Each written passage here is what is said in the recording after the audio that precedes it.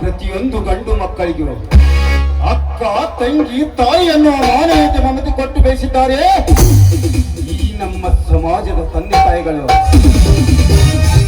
ಆದರೆ ಫ್ಯಾಷನ್ ಎಂಬ ಮಾಯಾಲೋಕಕ್ಕೆ ಸಿಕ್ಕ ನಿಮ್ಮಂತ ಬಂಡ ಹೆಣ್ಣು ಬಂದರೆ ಅಸಮರ್ಥ ಬಟ್ಟೆ ತಟ್ಟುಕೊಂಡು ಅದೇ ಒಪ್ಪಿಸಿಕೊಂಡು ಬರುವುದನ್ನು ನೋಡಿದರೆ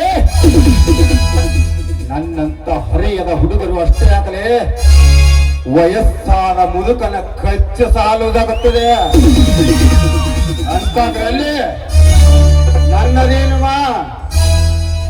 ನೋಡು. ನಿಮ್ಮಂತ ನೋಡುವ ಹುಡುಗರಿಗೆ ಬರುವುದು ಸೋದರತೆ ಭಾವನೆ ಅಲ್ಲ, ಆದರತೆ ಭಾವನೆ ಎಂಬುದನ್ನು ಮಾತ್ರ ಮರೆಯಬೇಡ. ತೊಡೆ ತೋರಿಸುವ ನಿಮ್ಮಂತ ಬಂಡ ಹೆಣ್ಣುಗಳೆಂದರೆ ಗಂಡಸ್ಸಿನ ಗಂಡಸ್ತನ ಕೆದಕಿ ಕಾಮದ ಕಟ್ಟೆ ಹಿಡಿಯುವುದು ನಿನ್ನಂತ ಒಕ್ಕಿನ ಹೆಣ್ಣುಗಳಿಂದ ಹೊರತು ಈ ಸಮಾಜದಿಂದಲ್ಲ. ನೀವು ಕೆಟ್ಟ ಹೋಗ್ತೀರ ಎಂದು ನಾಲ್ಕು ಗೋಡೆಗಳ ಮಧ್ಯೆ ಇಡಬೇಕು ಹೆಣ್ಣಿನ ಸೌಂದರ್ಯವನ್ನು. ಈ ಹೆಣ್ಣಿನ ಸೌಂದರ್ಯಕ್ಕೆ ಬೆಲೆನೇ ಇಲ್ವಾ?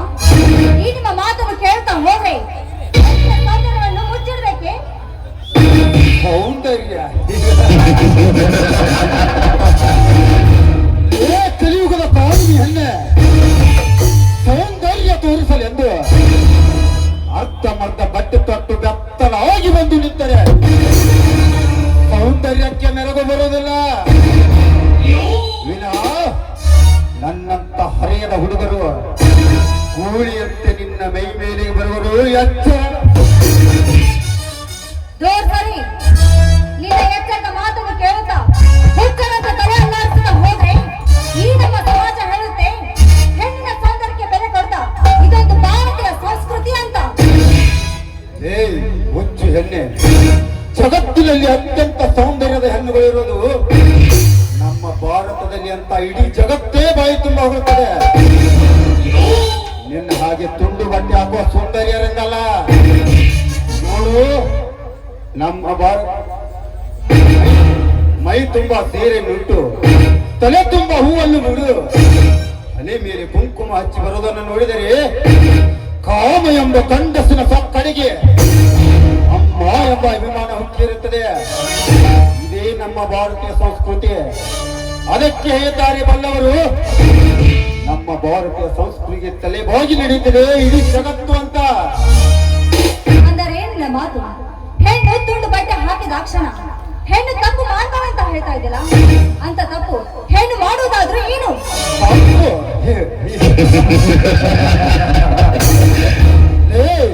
ಮುಂದಿನ ಪೀಳಿಗೆಗೆ ದಾರಿದೀಪ ಆಗಬೇಕಾದ ನಿನ್ನಂತ ಹೆಣ್ಣುಗಳೇ ಬಾರಿನಲ್ಲಿ ಕುಳಿತು ಬೀರು ಕುಡಿಯುವ ಚಾಲಾಕಿ ಹೆಣ್ಣುಗಳು ತುಂಬಿಕೊಂಡಿದ್ದಾರೆ ಈ ನಿನ್ನ ಹಿಂದಿನ ಕುಲದಲ್ಲಿ.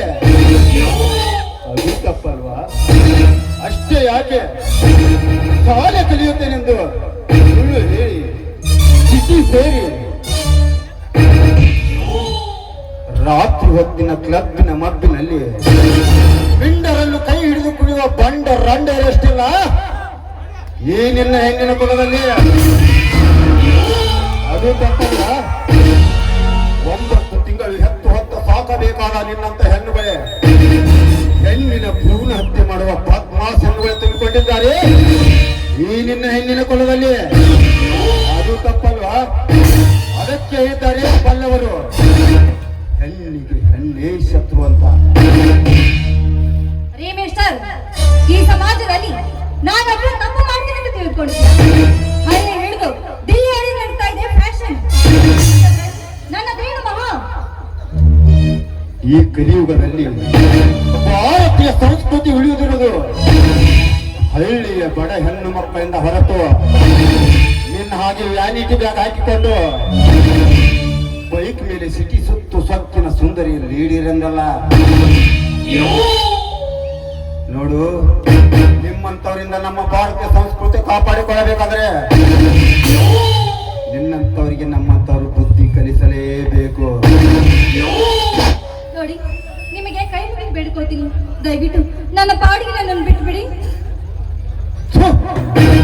ನಿನ್ನ ಶೀಲದ ಜೊತೆ ಸರಿಗೆ ಬಯಸುವ ಸಂಡ ನಾನಲ್ಲ, ಒಬ್ಬರೇ ಸಿಕ್ಕಿರುವಂದು ತಪ್ಪಿಕೊಳ್ಳುವ ಬಂಡನ ನಾನಲ್ಲ. ಆದರೆ ಈ ಸಮಾಜವನ್ನು ಕೆಡಿಸುವ ಗರ್ವ ತುಂಬಿದ ನಿಮ್ಮಂತ ತರುಣರನ್ನು ಸರಿದಾರಿಗೆ ತರುವ ಸರ್ದಾರ ನಾನು. ಇಷ್ಟೆಲ್ಲ ನನ್ನ ಸಮಯ ವ್ಯರ್ಥ ಮಾಡಿ ತಪ್ಪಿಗೆ ನಿನ್ನನ್ನು. ಬೇಡ ಬೇಡ, ನಿಮಗೆ ದಮ್ಮಯ್ಯ ಅಂತೀನಿ, ನನ್ನನ್ನೇನ್ ಮಾಡಬೇಡಿ, ದಯವಿಟ್ಟು ನಿನ್ನಂತವಳನ್ನು ಹಿಡಿದುಕೊಳ್ಳುವ ಮತಿಗಿನ ಗಂಡಸು ನಾನಲ್ಲ. ಈ ಕರ್ಣನನ್ನು ಎದುರು ಹಾಕಿಕೊಂಡಿಯಲ್ಲ, ಸರಿದನಿಯಲ್ಲೋ.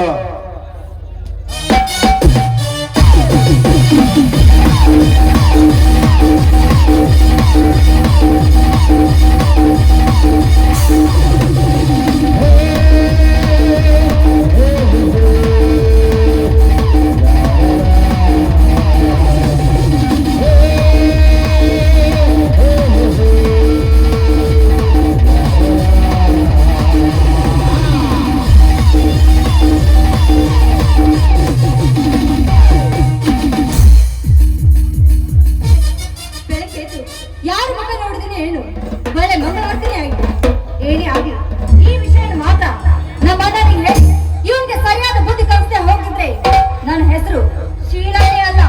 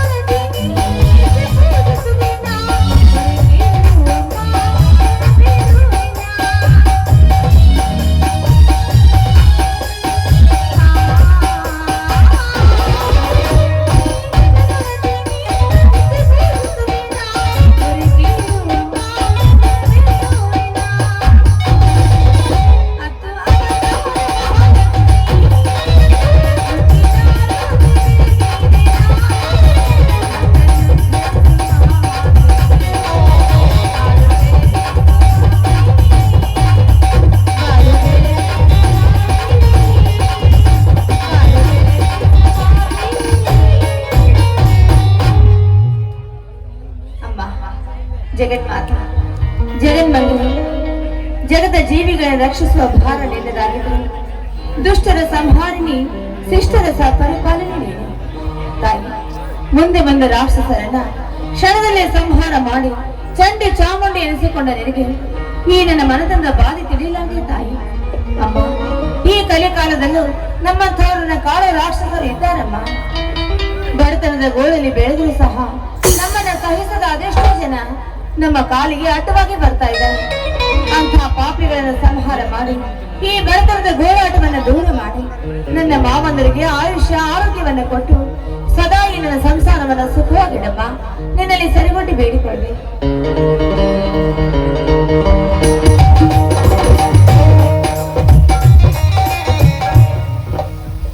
ಅಣ್ಣ ಅಣ್ಣ ಗಂಗಾ, ಯಾಕಮ್ಮ ಅಣ್ಣಂದರು ಕಾಣ್ತಾನೆ ಇಲ್ಲ?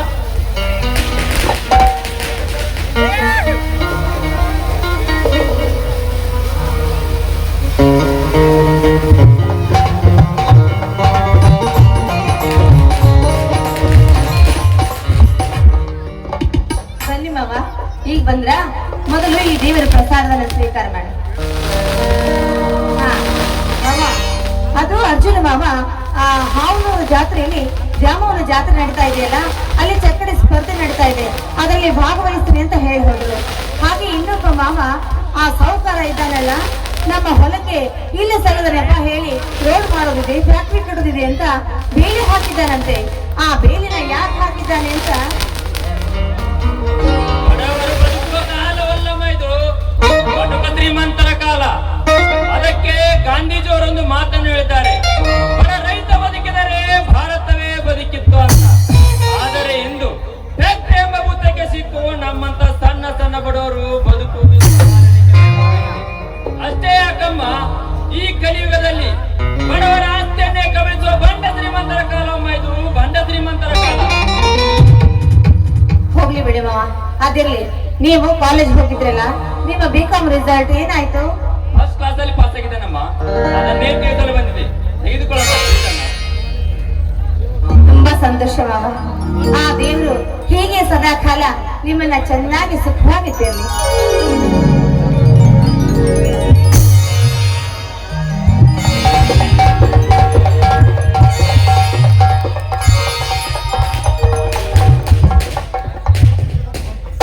ದೇವರು ಎಲ್ಲಿರು ನಮ್ಮ ನಿನ್ನ ದೇವರು, ಕಲ್ಲಲ್ಲಿ ಕಲ್ಲಾಗಿ ಕೂತಿದ್ದಾನೆ ಆ ನಿನ್ನ ದೇವರು.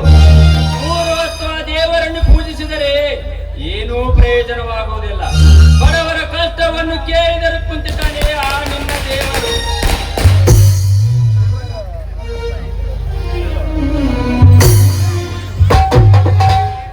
ಯಾಕೋ ಶಂಕರ, ದೇವರಿಗೆ ಈ ರೀತಿ ಮಾತನಾಡುತ್ತಿರುವೆ?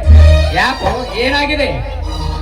ಅಣ್ಣ, ತಂದೆ ತಾಯಿಗಿಂತ ಮಿಗಿಲಾದ ದೇವರಲ್ಲಂತೆ ಇದ್ದಾರೆ ಬಲ್ಲವರು. ಆದರೆ ನೀನು ಅದಕ್ಕಿಂತ ಮಿಗಿಲನ್ನ ಆಶೀರ್ವಾದ ಮಾಡಣ್ಣ. ನೋಡು ಶಂಕರ, ಎಲ್ಲವರೇನು ಆ ದೇವರ ಮೇಲೆ ಹಾಕುವುದಾದರೆ ನಾವೇಕೆ ಭೂಮಿ ಮೇಲೆ ಮನುಷ್ಯರಾಗಿ ಹುಟ್ಟಬೇಕಂತ ಹೇಳು? ಹುಟ್ಟಿದ ಪ್ರತಿಯೊಂದು ಜೀವಿಗೂ ಕಷ್ಟ ಸುಖ ಎಂಬ ಜೋಡು ಬಂಡಿಯ ಕಾಲಿಗಳಿದ್ದಂತೆ. ಅದಕ್ಕೆ ದೇವರು ನೆಪ ಮಾತ್ರ, ಅದಕ್ಕೆ ಅವನನ್ನು ದೇವರನ್ನುವುದು.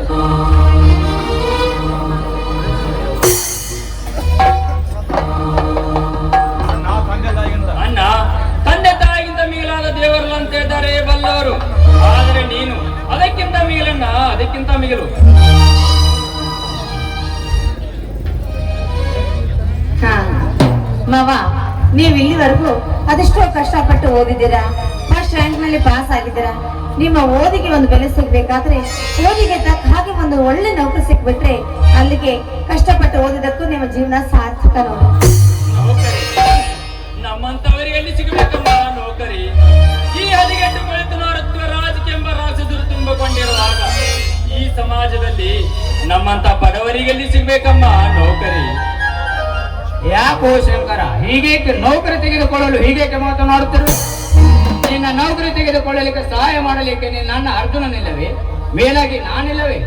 ಅಣ್ಣ, ಆಡಸಿದು ಬಂದಿ ಎಂದರೆ ಇಡೀ ಕಾಳಿಟ್ಟು ನೀಗಿಸಬಹುದು ನಮ್ಮಂತ ಬಡವರು. ಆದರೆ ಆನೆ ಬಂದು ಹಸಿದು ನಿಂತರೆ ಹಸಿವನ್ನು ನೀಗಿಸಲು ಸಾಧ್ಯವಿಲ್ಲಣ್ಣ, ಸಾಧ್ಯವಿಲ್ಲ. ಹೋಗ್ಲಿ ಬಿಡಣ್ಣ, ಆ ಜೈನ ಸಾಹುಕಾರನ ಆಳುಗಳು ನಮ್ಮ ಹೊಲಕ್ಕೆ ಬೇಲಿ ಹಾಕಲಿ ಕೊಟ್ಟಿದ್ದಾರಂತಲ್ಲ. ಬೇಲಿ ಅಷ್ಟೇ ಅಲ್ಲ ಶಂಕರ, ಈ ಧನಿಕರ ದಬ್ಬಾಳಿಕೆಯಲ್ಲಿ ನಮ್ಮಂತಹ ಬಡವರು ಬದುಕೋದು ಕಾಲವಲ್ಲಪ್ಪ ಇದು. ಆ ಸೊಕ್ಕಿನ ಶ್ರೀಮಂತನಿಗೆ ನಮ್ಮ 3 ಎಕರೆ ಹೊಲ ಕೊಡಬೇಕಂತೆ ಫ್ಯಾಕ್ಟರಿ ಕಟ್ಟಲು. ಅಣ್ಣ, ಯಾಕಣ್ಣ ಕಪಟ ಕಾರಸ್ಥಾನದಲ್ಲಿ ಧನಿಕರ ದಬ್ಬಾಳಿಕೆಯನ್ನು ನೋಡಿಕೊಂಡು ನೋಡಿಕೊಂಡು ಸುಮ್ಮನೆ ಕುಳಿತರೆ ನಮ್ಮ ಹೊಲವನ್ನು ಕಳೆದುಕೊಳ್ಳಬೇಕಾಗುತ್ತದೆ. ಆದ್ದರಿಂದ ದರ್ಪದನಿಕರ ಎದುರು ಉತ್ತರ ಕೊಟ್ಟಾಗ ಮಾತ್ರ ನಮ್ಮನ್ನ ಬಡವರು ಬದುಕಲು ಸಾಧ್ಯವನ್ನ ಬದುಕಲು ಸಾಧ್ಯ. ಶಂಕರ ಗಂಗಾ, ಆ ಜಯರಾಜ್ ಸಾಹುಕಾರ ನಮ್ಮ ಹೊಲಕ್ಕೆ ಬೇಲಿ ಹಾಕಿದ ವಿಷಯವನ್ನು ಅರ್ಜುನ ಮುಂದೆ ತೆಗೆಯಬೇಡಿ. ಏಕೆಂದರೆ ಅವನು ಮೊದಲೇ ಕೋಪಿಸ್ತ. ಬಡವನ ಸಿಟ್ಟು ದವಡೆಗೆ ಮೂಲ ಅನ್ನೋ ಹಾಗೆ ನಿಧಾನವಾಗಿ ತಿಳಿಸಿದರಾಯಿತು. ನಾವು ನೆನೆಸೋಷ್ಟರಲ್ಲಿ ಬಂದೇ ಬಿಟ್ರು ನೋಡಿ.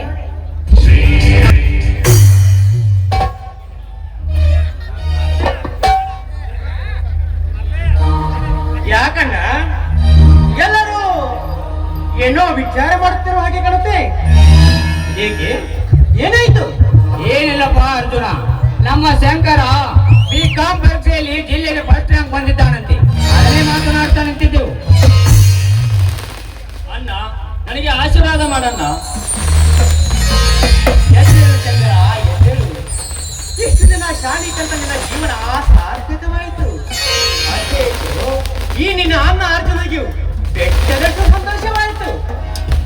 ಅಣ್ಣ, ಬಡತನದ ಬೇಗೆಯಲ್ಲಿ ಬೆಂದು ಶಾಲೆ ಕಲಿತ ಈ ಅರ್ಜುನ ತಮ್ಮ ಶಂಕರ್ ಇಂದು ವಿಧಾಪನವಿದರ.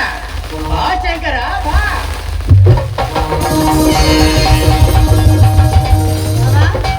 ಅದೆಲ್ಲ ಇರ್ಲಿ, ನೀನ್ ಹೋಗಿದ್ದಿಲ್ಲ ಹಾವು ಜಾತ್ರೆಗೆ, ಚಕ್ಕಡಿ ಸ್ಪರ್ಧೆಗೆ. ಏನಾಯ್ತು ಮಾವಲ್ಲಿ? ಗೆದ್ದು ಬಂದೆ ತಾನೆ? ಹಿಂದೆ ಕುರುಕ್ಷೇತ್ರದಲ್ಲಿ ಆ ಅರ್ಜುನಿಗೆ ಸಾರಥಿಯಾಗಿ ನಿಂತು ಪಾಂಡವರಿಗೆ ವಿಜಯದ ಪತಾಕೆಯನ್ನು ಹಾರಿಸಿಕೊಟ್ಟ ಆ ಶ್ರೀಕೃಷ್ಣ ಪರಮಾತ್ಮನಂತೆ ಇಂದು ಈ ಕಲಿಯುಗದಲ್ಲಿ ತಾಯಿ ಇಲ್ಲದ ನನಗೆ ತಾಯಿಯಾಗಿ, ನನ್ನ ಮನೆಯ ದೇವತೆಯಾಗಿ ಆಶೀರ್ವದಿಸಿದ ಬಂದಿರುವ ಜಗಜ್ಜನನಿ ಜಗದ್ ರೂಪಿಣಿ ಹೇಳಿದವರಿಗೆಲ್ಲ ಇಷ್ಟಾರ್ಥವನ್ನು ದಯಪಾಲಿಸುವ ಆ ದುರ್ಗಾ ದೇವಿಯ ಆಶೀರ್ವಾದವು ನನ್ನ ಮೇಲೆ ಇರುವವರೆಗೂ ಗಂಗಾ ಇಂದು 100 ಸ್ಪರ್ಧೆಗಳು ಬಂದರು ಸೋಲೆಂಬುದೇ ಬರಲಿಲ್ಲ. ಆ ತಾಯಿ ನನ್ನ ಹಣೆ ಬರದಲ್ಲಿ ಅಂದಾಗ ಜಯದ ಗೆರೆಯನ್ನು ಬೇಯಿಸಿ ವಿಜಯದ ಮಾಲೆಯನ್ನು ಧರಿಸಿಕೊಂಡು ಬಂದಿರುವ ನನ್ನ ಈ ನಿನ್ನ ತಮ್ಮ ಸೋಲಿಲ್ಲದ ಸರದಾರ ಆಶೀರ್ವಾದ ಮಾಡನ್ನ ಆಶೀರ್ವಾದ ಮಾಡು. ಅರ್ಜುನ, ಬಡವರನ್ನು ಹರಿದು ತಿನ್ನುವ ಬಾಂಡರಿಗೆ ಗಂಡುಗಲಿ ಆಗಿ ಹರೆಯದ ಹೆಣ್ಣು ಮಕ್ಕಳ ಮೇಲೆ ಚಂಡತನ ತೋರಿಸುವ ತಾಯಿ ಗಂಡ ನನ್ನ ಮಕ್ಕಳಿಗೆ ಮಿಂಡುಗಲಿ ಆಗಿ ಅದಕ್ಕೆ ಸಮಾಜದಲ್ಲಿ 3 ಲೋಕದ ಗಂಡನಾಗಿ ಬಾಳು ತಮ್ಮ, 3 ಲೋಕದ ಗಂಡನಾಗಿ ಬಾಳು. ಆಯ್ತನ್ನ, ಧರ್ಮವನ್ನು ಬಿಟ್ಟು ಧರ್ಮದಿಂದ ಬದುಕುವ ಬಾಂಡರಿಗೆ ಯಮ ಧರ್ಮನಾಗಿ ಪರರ ಹೆಣ್ಣು ಮಕ್ಕಳ ಶೀಲವನ್ನು ಹಾಳು ಮಾಡುವ ಶಾಸನರಿಗೆ ಶ್ರೀಕೃಷ್ಣ ಪರಮಾತ್ಮನಾಗಿ ಸ್ವಾರ್ಥ ತುಂಬಿದ ಈ ಸಮಾಜಕ್ಕೆ ನಿಸ್ವಾರ್ಥಿಯಾಗಿ ಜನ ಮೆಚ್ಚಿನ ಮಗನಾಗಿ ಬಾಳುವನನ್ನ ಈ ಸಮಾಜದಲ್ಲಿ. ಹೌದು ಅರ್ಜುನ, ಹಿಂದಿನಿಂದ ಕಾರ್ಗತ್ತಲೆ ತುಂಬಿದ ನಮ್ಮ ಮನೆಯಲ್ಲಿ ವಸಂತ ಕಾಲದವರೆಗೆ ಮಾಮರದಲ್ಲಿ ಕುಳಿತು ಕೋಗಲಿ ಹೇಗೆ ಮನ ತುಂಬಿ ಹಾಡುತ್ತಿದೆಯೋ ಹಾಗೆ ಇಂದು ಕಷ್ಟ ಸುಖ ಎಂಬ ರಾತ್ರಿಯನ್ನು ಕಳೆದು ಸುಖ ಸಂತೋಷ ಎಂಬ ನೆಮ್ಮದಿ ಕಾಣುತ್ತಿದೆಯಪ್ಪ ಈ ನಮ್ಮ ಮನೆತನ. ನಮ್ಮ ಅರ್ಜುನ ಮಾವ ಅಂದ್ರೆ ಸಾಮಾನ್ಯನ ಬಾಹುಬಲಿ ಮಸ್ತ್ ಮಾಡಿ ರಾಜ ಹುಲಿ ಇದ್ದಂಗ ಅಲ್ವೇ ಮಾವಯ್ಯ? ಈಗ ಈ ನನ್ನ ಮನೆಯಲ್ಲಿ ಹಾಲು ಬೆಳೆದಗಳ ಚೆಲ್ಲಿ ಹಾಲಲ್ಲಿ ಸಕ್ಕರೆನ ಕಲಸಿ ಕುಡಿದ್ರೆ ಎಷ್ಟು ಸಿಹಿ ಆಗಿರುತ್ತೋ ಅಷ್ಟೇ ಸಿಹಿ ಆಗಿದೆ ನಮ್ಮ ಸಂಸಾರ. ಇದೇ ಸಂತೋಷಕ್ಕೆ ಒಂದು ಹಾಡನ್ನು ಹಾಡುವ. ಅಯ್ಯೋ ಮಾವ, ನೀ ಕೇಳಿದ್ರೆ ಚೆನ್ನ ಹಾಡು ಹೆಚ್ಚ.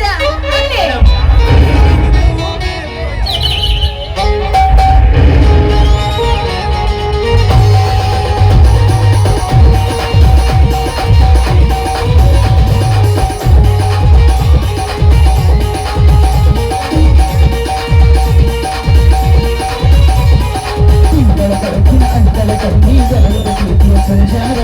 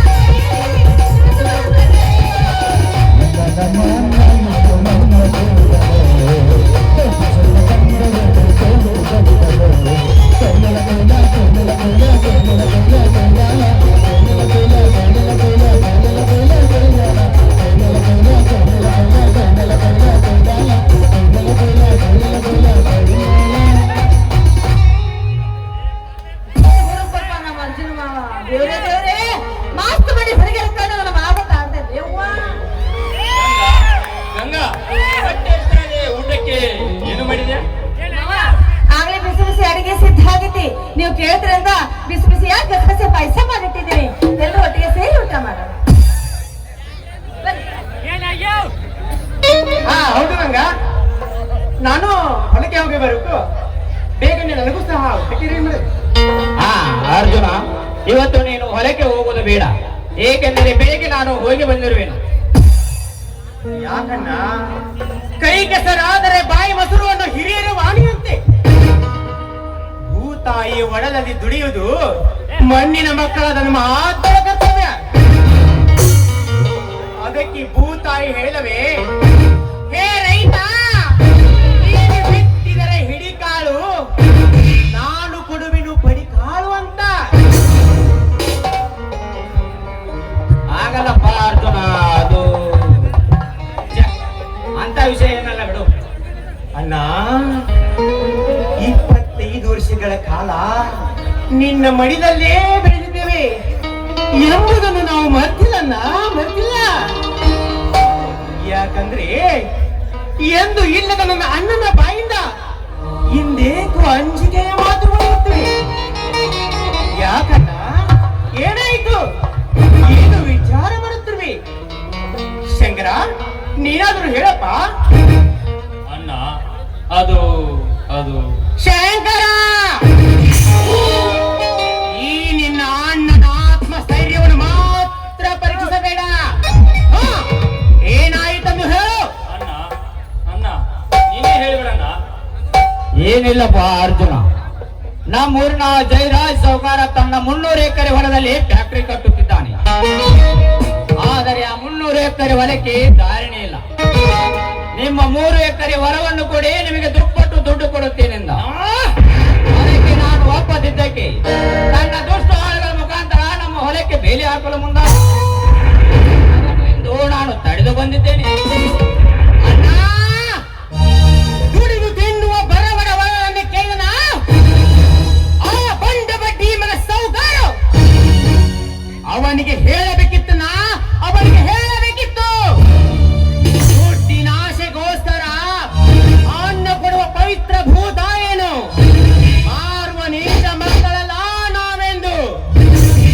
ಹಿಂದೆ ಕುರುಕ್ಷೇತ್ರದಲ್ಲಿ ಆ ಶ್ರೀಕೃಷ್ಣ ಪರಮಾತ್ಮನ ಅಣ್ಣನಾದ ಬಲರಾಮನು ಇದೇ ಕೃಷಿಯನ್ನು ಅವಲಂಬಿಸಿ ತನ್ನ ನೇಗಿಲನೆ ಆಯುಧನಾಗಿ ಮಾಡಿಕೊಂಡು ಆ ದುಷ್ಟರನ್ನು ಸಂಹಾರ ಮಾಡಿದಂದು ಇತಿಹಾಸ ಹೇಳುತ್ತದೆ. ಅಂತಹ ಸಂಸ್ಕೃತಿಯಲ್ಲಿ ಬೆಳೆದ ನಾವು ಹೊಲವನ್ನು ಮಾರದೆ ಅದೆಂದಿಗೂ ಸಾಧ್ಯವಿಲ್ಲ. ಹೌದಪ್ಪ, ನಿನ್ನ ಮಾತು ನಿಜ. ಸರ್ಕಾರಕ್ಕೆ ತೆರಿಗೆ ಕಟ್ಟಬೇಕಾಗುತ್ತದೆ ಎಂದು ಸರ್ಕಾರದ ಸೌಲಭ್ಯಗಳನ್ನು ಪಡೆದು ನಮ್ಮ ಮಾತ್ರಕ್ಕೆ ಕೃಷಿ ಮಾಡುತ್ತಿದ್ದಾರೆ ದುಡ್ಡಿದ್ದವರು. ಅಂತದರಲ್ಲಿ ಈ ನಮ್ಮ ನಾಡುವ ಸರ್ಕಾರಕ್ಕೆ ಯಾವಾಗ ಬುದ್ಧಿ ಬರುತ್ತದೆಯೋ ಆ ದೇವರೇ ಬಲ್ಲ. ಅಷ್ಟೇ ಯಾಕಣ್ಣ, ಹಣವೆಲ್ಲಿ ಕೇಳುವ ಹೊಲ ಇಲ್ಲದಿದ್ದರು ಅದರ ಮೇಲೆ ಹಸಿರು ಶಾಲು ಹಾಕಿಕೊಂಡು ಬೆಳೆದಾಡುವ ಜೋಗಿ ರೈತರು ಹುಟ್ಟಿಕೊಂಡಿರುವಾಗ ನಿಜವಾದ ರೈತನಿಗೆ ಬೆಲೆ ಇಲ್ಲಂತಾಗಿದೆ ಈ ಉಳಿದು ಆಳುವ ಸರ್ಕಾರದ ನೀತಿಯಲ್ಲಿ. ಅಣ್ಣ, ರೈತ ತಾಳ್ಮೆಯಿಂದ ಇದ್ದರೆ ತಾನು ಬೆಳೆಸಿದ ಬೆಳೆಗಳಂತೆ ಬೆಳೆಸಿ ಜೋಪಾನ ಮಾಡಬಲ್ಲ. ಆದರೆ ರೈತ ತಲೆ ಕೆಟ್ಟು ನಿಂತರೆ ಫಸಲಿಗೆ ಬಂದ ಬೆಳೆಗಳನ್ನು ಒಯ್ಯುವ ಹಾಗೆ ಆ ದುಷ್ಟರ ರುಂಡವನ್ನು ಚಂಡಾಡಿ ರಕ್ತಲೋಕರಿಯಾಡಿ ಹೊಲದಲ್ಲಿರುವ ಬನ್ನಿ ಮಹಾಕಾರಿಗಳಿಗೆ ರಕ್ತದ ಅಭಿಷೇಕ ಮಾಡಿ ಕಣದ ಹಬ್ಬವನ್ನು ಮಾಡಬಲ್ಲ ಈ ರೈತ. ಬೇಡಪ್ಪ ಅರ್ಜುನ, ನಾಳೆ ನಾನು 4 ಜನ ಹಿರಿಯರನ್ನು ಕರೆದುಕೊಂಡು ಹೋಗಿ ತಿಳಿಸಿ ಹೇಳಿ ಬರುತ್ತೇನೆ. ಅಣ್ಣ, ತಿಳಿಸಿ ಹೇಳಿದರೆ ತಿದ್ದಿಕೊಳ್ಳುವ ಮನುಷ್ಯ ಜಾತಿಯವನಲ್ಲ ಆ ಜಯರಾಜ. ನಾನು ಈಗಲೇ ಹೋಗಿ ನಮ್ಮ ಜಮೀನಿನ ಬದುಕಿಗೆ ಹಾಕಿದ ಬೇರಿನ ಕಿತ್ತೊಗೆದು ಗರ್ವದಿಂದ ತುಂಬಿದ ಅವನ ಆಳುಗಳೇ ಬದಿಗಳಿಸಿ, ಲೇ ಸೌಕರ, ಬಡವರನ್ನು ಶೆಟ್ಟಿಗೆ ಬಿಸಿ ತೊಟ್ಟುಕೊಳ್ಳಬೇಡ. ನಿನ್ನ ಜಮೀನಿನಲ್ಲಿ ನೀನು ಹೇಳಬೇಕಾದ್ರೆ ಮಾಡಿಕೊ. ಅದನ್ನು ಬಿಟ್ಟು ನಮ್ಮ ಜಮೀನಿಗೆ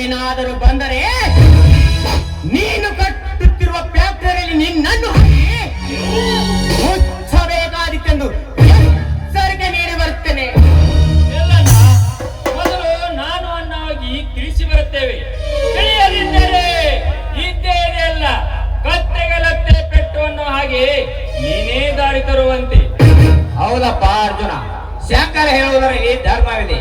ಮೊದಲು ನಾವು ಹೋಗಿ ತಿಳಿಸಿ ಹೇಳಿ ಬರುತ್ತೇವೆ. ನಡೆ ಶಂಕರ, ಹೋಗೋಣ. ನಡೆಯಣ್ಣ, ಹೋಗೋಣ.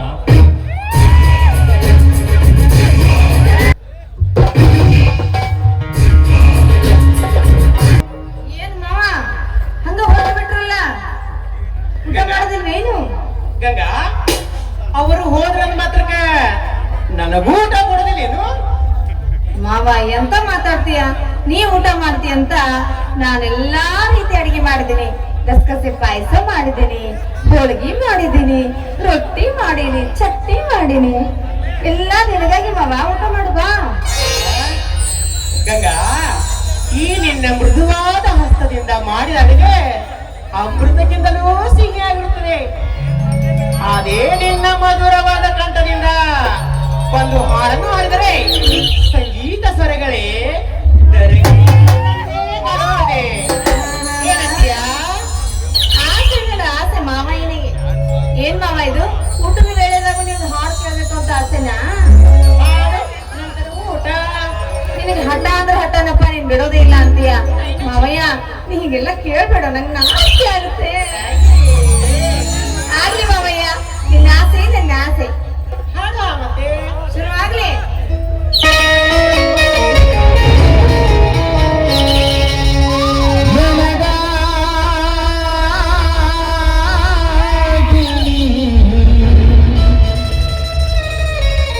ನಿನಗಾಗಿ